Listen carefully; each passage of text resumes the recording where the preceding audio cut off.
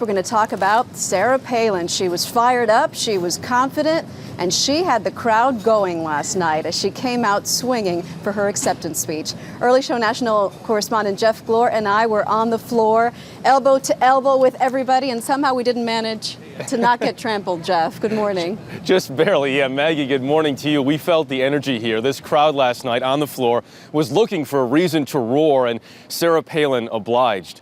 You can see they are making one change to the stage this morning. They're building out a platform for John McCain when he speaks tonight. His advisors feel he's more comfortable in a setting like that. But last night, it was all about Sarah Palin.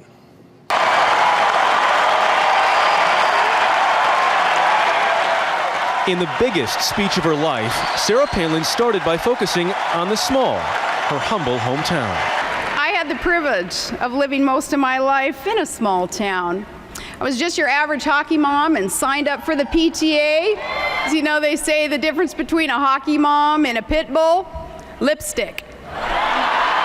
This was a hockey mom not afraid to throw body checks as she slammed Barack Obama's early work in Chicago as a community organizer.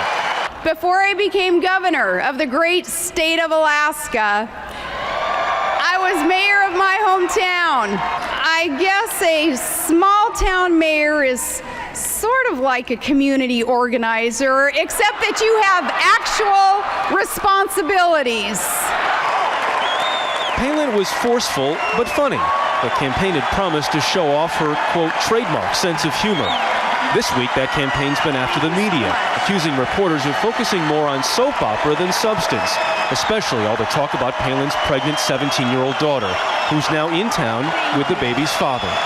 Here's a little news flash for those reporters and commentators. I'm not going to Washington to seek their good opinion. I'm going to Washington to serve the people of this great country. It wasn't all personal profile.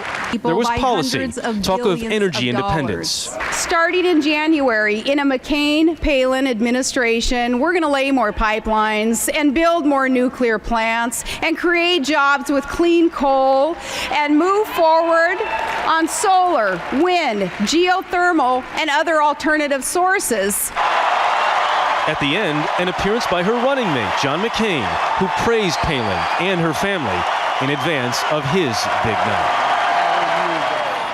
As McCain prepares to speak tonight, his opponents, Joe Biden and Barack Obama, are not staying silent, both campaigning in key swing states today. Maggie? Thanks, Jeff. Joining me now from Virginia Beach is Barack Obama's running mate, Senator Joe Biden. Good morning, Senator. Hey, Maggie, how are you? I'm fine, thank you. How do you think your Republican counterpart did here last night?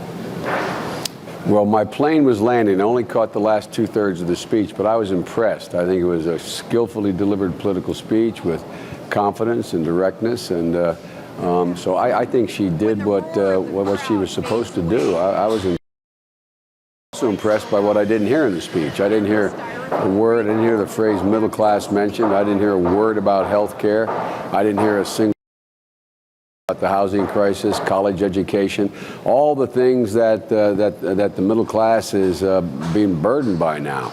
I didn't hear the words Afghanistan or Pakistan, where Al Qaeda lives and Bin Laden resides. So I also was, there was a deafening silence about the hole that the Republicans have dug us into, and any specific answers to how the McCain-Palin's ticket is going to get us out of that hole.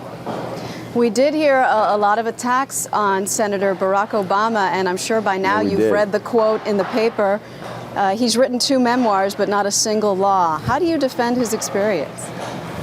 Well, first of all, he has written laws. He's the guy that came along and hit the ground running. He was one of the architects of the most significant ethics reform since Watergate in the United States Senate. He was part of a skillful attempt and successful effort by he and the leading Republican on arms control in America, Dick Lugar, and a law that will help keep dangerous weapons out of the hands of terrorists.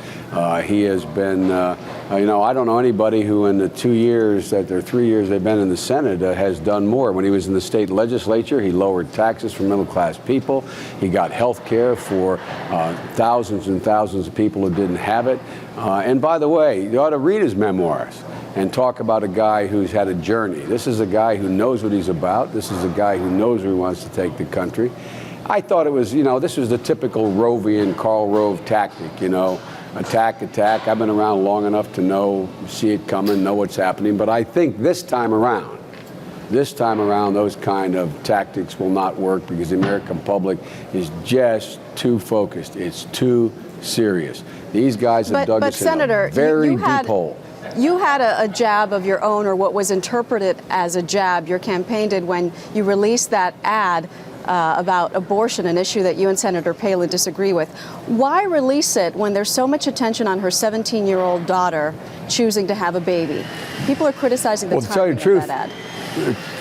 To tell you the truth, I haven't seen the ad, and you talk about my pay grade. I haven't seen the ad, and I didn't even know even an ad was released. And by the way, one of the things that should be off limits, this comes from somebody who has been for all my career had this view.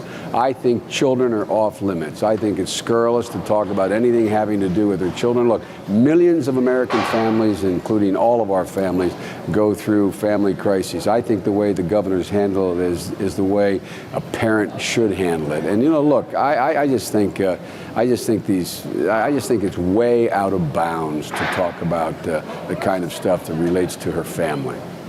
No one will disagree with you on that. Senator Joe Biden, thank you. Oh, a lot of people do disagree, unfortunately. Thanks for your time. Thanks, Maggie.